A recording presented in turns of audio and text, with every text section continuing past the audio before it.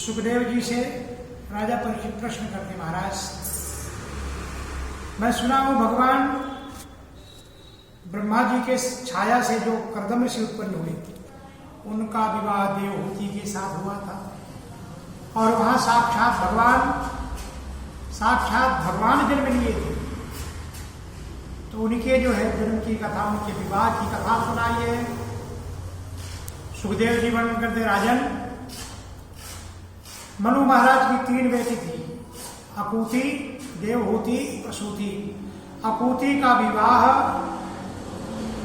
ऋषि प्रजापति के साथ पुत्रिका धर्म के साथ किया गया। पुत्रिका धर्म का मतलब कन्या से जो पहला बेटा होगा वो नाना के पास रहेगा। इस प्रकार से पुत्रिका धर्म के अनुसार विवाह हुआ अकूति का। देवहूति के विवाह कर्दम ऋषि के साथ। अब प्रसूति का विवाह दक्ष प्रजापति के साथ हुआ। देवहूति कर्दम ऋषि भगवान की तपस्या कर रहे थे, भगवान प्रसन्न हो गए और भगवान जब आंख खोले तब प्रसन्नो भगवान पुष्कराख्याकृते युगे दर्शयामास तं छत्त शाब्दं ब्रह्मो ददद्बपुः। सुंदर भगवान के स्वरूप का दर्शन किए, मन भर गया। भगवान जो है आदेश देते हैं कि देखो आज के तीसरे दिन मनु महाराज अपनी बेटी देवहूति को लेके आएंगे, उनका विवाह आप कर लेना। कर्दम जी भगवान के आदेश को मान लेते। सरस्वती के जल से भरा हुआ बिंदु सरोवर जहाँ हर पशु पक्षी आनंद से निवास करते हैं, उस बिंदु सरोवर पर जो है कर्दम ऋषि की जो है तपोभूमि है। ततवै बिंदु सरो नामो सरस्वत्या परिप्लुतम पुण्यम शिवामृत जलम महर्षिगण से वितम। वहां पर जो है महर्षिगण से युक्त वहां जो सुंदर जल भरा हुआ है, जहां सभी पशु पक्षी आनंद से विचरण करते हैं। शेर और बकरी जो बोलते हैं, कोई बैर नहीं, भाव नहीं। ऐसे ऋषि की जो है तपस्या का फल। मनु जी को कर्दम जी का दर्शन होता है। तपस्या के कारण शरीर जो है बहुत तेजवान दिखता, दुबला पतला दिखता। और जाकर के मनु महाराज कर्दम ऋषि को प्रणाम करते हैं। कर्दम जी मनु महाराज से कहते हैं कि मेरी आप इस दिन की प्रार्थना सुनो। मेरी एक कन्या देवहूति प्रियवदुत्तान पाद की जो है बहन, मैं आपके लिए यहाँ जो है विवाह के लिए, आप विद्वान हैं, ब्रह्मचारी है, तो इस कन्या को आप स्वीकार करें। कर्दम ऋषि मन में विचार की उनकी परीक्षा लेना चाहिए। तो जो है पहले कन्या खड़ी थी, उनने आसन उठाकर सामने रख दिए। तो देवहूति जो है ना उस आसन को उठा करके और फिर बिछाई, फिर बैठी। इस प्रकार से कर्दम ऋषि भी देखते। शास्त्र का नियम है कि पति के बिछाए हुए सेज पर नहीं सोना चाहिए। तो देवहूति को कर्दम ऋषि विचार कर रहे हैं कि इनमें कुछ ज्ञान है कि अज्ञानी ही है। पति ने जो आसन रखा था उस आसन को उन्हें उठा करके फिर दूसरे जगह रखकर फिर बैठ गए। अब तो जो है कर्दम ऋषि को भरोसा हुआ कि देवहूति जो है महाज्ञानवान दिखती है। कर्दम ऋषि ने शर्त रखा, मैं विवाह तो करूंगा लेकिन मेरी एक शर्त है, एक पुत्र होने के बाद मैं संन्यास ग्रहण स्वीकार करूंगा। ये पिताजी कैसे जो है, अब ये तो प्रश्न है, इस प्रश्न का उत्तर तो कन्या ही दे सकती थी कि एक संतान होने के बाद, एक पुत्र होने के बाद मैं संन्यास दीक्षा ग्रहण करूंगा। मनु महाराज ने देवहूति की तरफ देखी, देवहूति प्रसन्न हुई। मनु महाराज समझ गए कि हमारी कन्या का इच्छा है। उनने देवहूति का विवाह उस सन्यासी कर्दम ऋषि के साथ ठाट बाट के साथ कर दिए। संसार की यही विचित्रता है। चलते चलते मनु महाराज कन्या और उनको देख करके जो है कन्या को वहां विदाई कर दिए और मनु महाराज के आंखों में आंसू भर गए। महेशमती मनु महाराज की जो निवास स्थान है वहां पहुंच जाते हैं, जो कि त्रितापनाशक भवन था, जहां किसी प्रकार का जो है दैहिक भौतिक कोई भी ताप वहां प्रवेश नहीं करता। मनोवाद जगत में जगत के सम्राट है, कीर्तन की योग्य है। और माता पिता के जाने के बाद देवहूति कर्दम ऋषि की सेवा करने लगती है।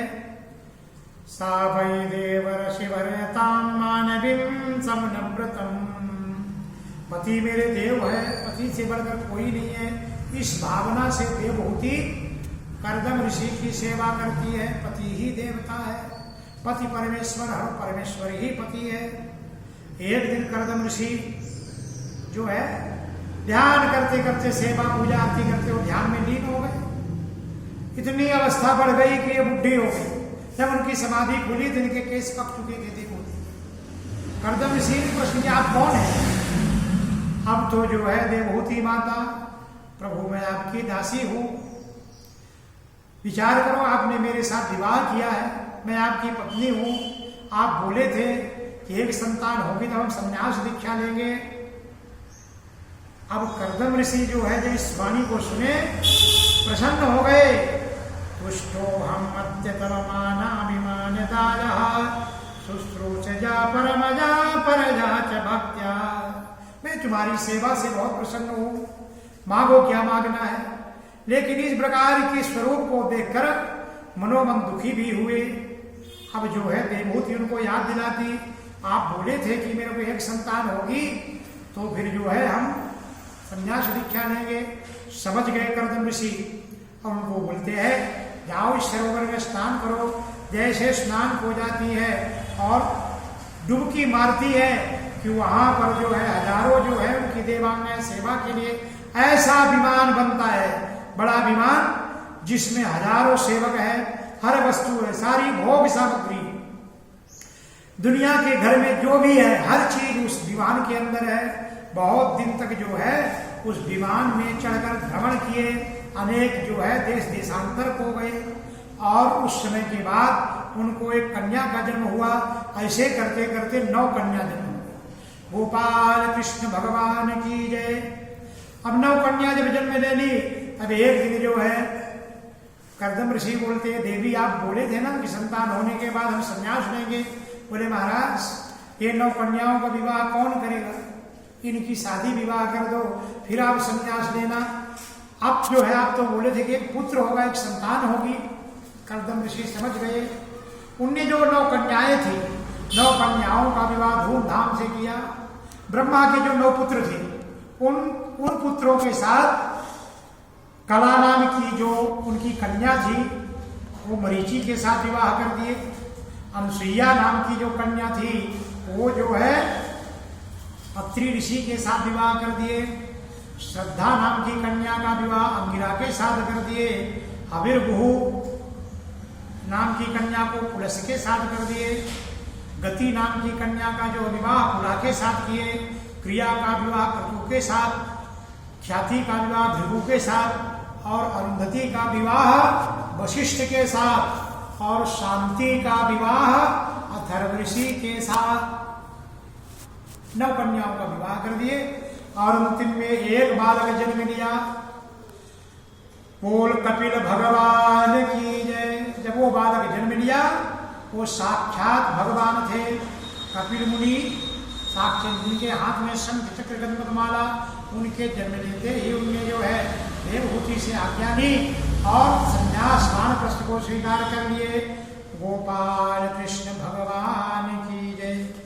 अब तो देवहूति अपने पुत्र को ही जो है गुरु बना लेती है। उनको प्रणाम किए। प्रभु कपिल मुनि कहते हैं, माता जी ये जन्म मेरा लिंग शरीर से मुक्त है, आत्मज्ञान का सूक्ष्म मार्ग लुप्त है, उसको बढ़ाने के लिए ये शरीर हमने धारण किया है। ये शरीर भगवत प्राप्ति के लिए है। ये शरीर तो सबको मिलता है, ऐसा कोई जीव नहीं है। पुनः वित्त पुनर्ग्रामम पुनः वित्तम हर बार गांव मिलेगा, बच्चे मिलेंगे। अगर कुत्ते भी बन गए तो कोई गांव का नाम होगा, उनके भी बच्चे हो गए, वो भी खा पी रहे। लेकिन ये शरीर ना शरीरम पुनः पुनः, ये बार बार शरीर नहीं मिलता है। अगर ये शरीर मिला है तो इसका उद्देश्य क्या है कि देह धरे कर यह फल भाई, देह धरे कर यह फल भाई, भजिय राम सब काम विहाई, देह धरे कर यह फल भाई, भजिय राम सब काम विहाई, जिन हरि कथा जय सुनी नहीं खाना, श्रवण विंध्य भवन समाना, जात राम नाम नहीं आवा, जानुख राम नाम नहीं आवा, सो मुख ब्रह्मा मृत ही बनावा, सो मुख ब्रह्मा मृत ही बनावा। शरीर धारण करने का ये मतलब है कि जो है इस शरीर से भगवान का भजन हो, भगवत प्राप्ति हो, हर जगह भगवान को देखे। आत्मानं सर्वभूतेषु भगवान स्थितम् अपस्थित सर्वभूतानि भगवत्य विचात्मनि, सब जगह भगवान को देखना चाहिए, समबुद्धि से भगवत भक्ति की जो है करना चाहिए, और परम गति प्राप्त करने के लिए ही साधन है। भगवान नारायण में चित्त स्थिर हो जाए तो बस तभी जीव जो है बंधन से मुक्त हो जाता है। सुख दुख भूलकर आत्मा के दर्शन करना चाहिए। सुख और दुख ये मानने की बात है। किसी ने बोल दिया ये व्यक्ति बहुत अच्छा, बहुत सुखी हो गए, किसी ने बोल दिया कि ये व्यक्ति बहुत बेकार है तो दुख आ गया। ये सुख दुख कहां से आया? ये मानने हमने मान बैठे कि बहुत अच्छे थे इसलिए सुखी हो गए, अब दूसरे ने निंदा कर दिया कि आदमी बहुत बेकार है तो हम दुखी हो गए। इसलिए सुख दुख सब मानने की बात है। बंधन और मुक्ति का कारण मन है। अगर मुक्ति प्राप्त करना है, चेता खलस्त बंधायो मुक्ते चात्मनो मतम गुणेषु शक्तम बंधायो रतम महापुंस मुक्ते। मन चंचलम ही मन कृष्ण प्रणाथी बलभद्रम। ये मन बड़ा चंचल, मन ही फंसा देता है, मन चारों तरफ भगता है। अब मन वहां ही जाता है जिस वस्तु से हम प्रेम करते हैं। अगर बच्चे से प्रेम किए तो मन उधर जाता, धंधे से प्रेम करते तो मन दुकान में जाता, भगवान से प्रेम करते तो मन भगवान की ओर चला जाता है। इसलिए मन उल्टा सीधा जो करे उसको समझाओ। जैसे जंगल का शेर जंगल में जो है स्वतंत्र विचरण करता, लेकिन उसको जब कोई पकड़ के जो है अभयारण्य में बंद कर देता तो जब बड़ी बड़ी दीवारें देखता वो छलांग भरता, छलांग भरते भरते उसको मालूम पड़ जाता कि मैं कूद नहीं पाऊंगा। तो वही शेर जो है शांत होकर वृक्ष के नीचे पड़ा रहता है। बस मन वैसा ही है। मन इधर उधर बहुत भगता है, मन बहुत इधर उधर भगता है, लेकिन जब इसको उधर नहीं ले जाते कुछ दिन बाद शांत हो जाता है। इसलिए गुणेषु शक्तम बंधायो रतम व पुंस मुक्त। अगर मुक्ति प्राप्त करना है माता जी तो मन को ही जो है इसको बहुत ध्यान देना चाहिए। जो सब छोड़कर मेरी भक्ति करता है, मेरे को अर्पण करता है, मदाश्रया कथा विष्णु शृण्वन्तो कथन्ति च तपन्ति विविधस्तापा नैकुंठागत चेतसा। ऐसे भक्त मेरी जो है गति को प्राप्त कर लेते हैं। कपिल भगवान बड़ा सुंदर उपदेश जो है माँ को देते हैं। मेरे भक्त मेरी सुंदर शरीर झांकी से ही संभाषण करते हैं, है ना। ऐसे भी भक्त है कि जो भगवान से जो है ना भगवान के साथ बातें करते हैं, जीव वासना से बच जाता है। मेरे भक्त मृत्यु रूप भय से कभी जो है मृत्यु से डरते नहीं है, छुटकारा पाते हैं। भक्ति करते हैं तो भक्ति की दासी का नाम है मुक्ति। तो मुक्ति तो ऑटोमेटिक मिल जाती है। मेरे भय से वायु चलती है। मद भजातिवतोऽयं सूर्यो तपसि मद भजात् वर्षेन्द्रो दहते अग्नि मृत्युश्चरत मद भजात्। कपिल भगवान वर्णन करते हैं, मां मेरे भय से वायु चलती है, मेरे भय से सूर्य तपता है, मेरे भय से जो है ये काल भी अपनी गति को है बदलता है। इसलिए कहीं भी जो है अगर आपको शांति चाहना है, मुक्ति चाहना है, तो शांति तो भगवान के चरणों में ही मिलती है। बस क्षेमाय पादमूलम में प्रविशन्त्यो कुतोद्भयम्।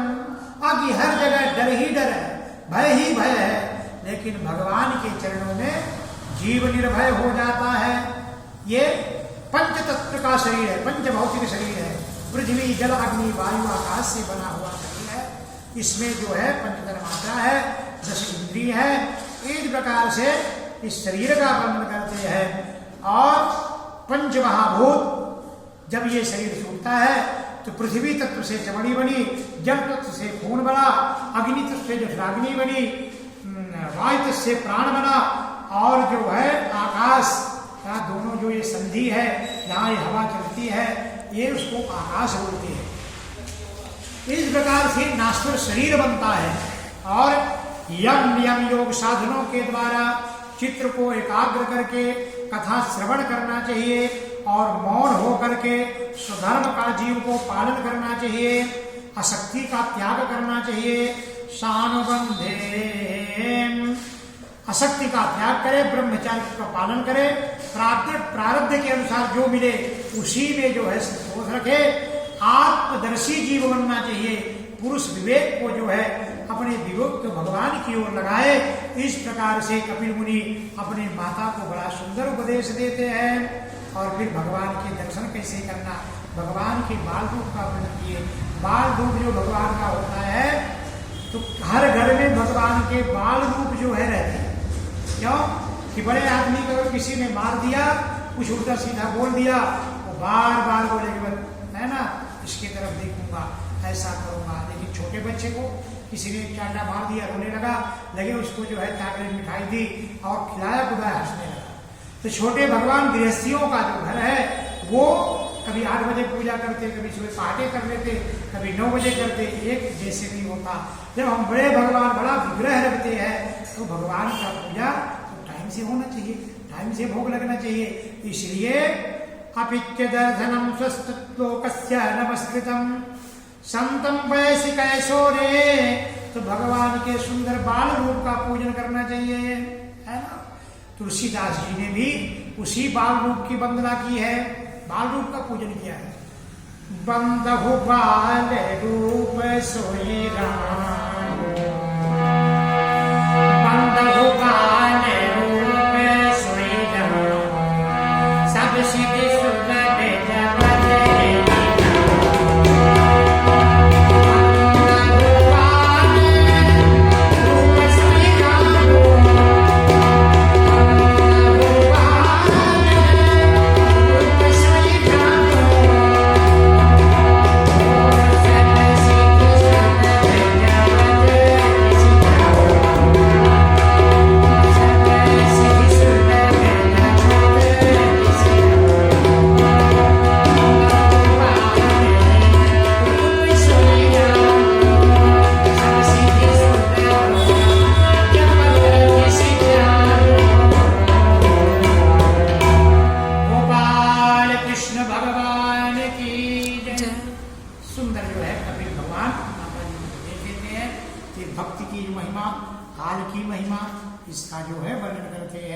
फिर जो है जीव कैसे कैसे दुर्गति को प्राप्त होता है, कैसे नरक भोगता है, इस प्रकार जो हर योनियों में जाता है, उन योनियों का वर्णन करते हैं।